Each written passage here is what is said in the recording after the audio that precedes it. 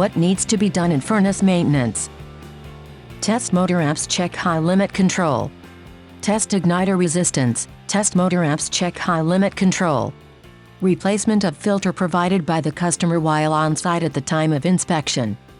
Clean flame sensor thermocouple.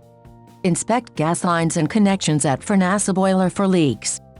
Check and adjust manifold gas pressure. Inspect burner ignition system and assembly. Inspect gas burners. Check and calibrate thermostat as required.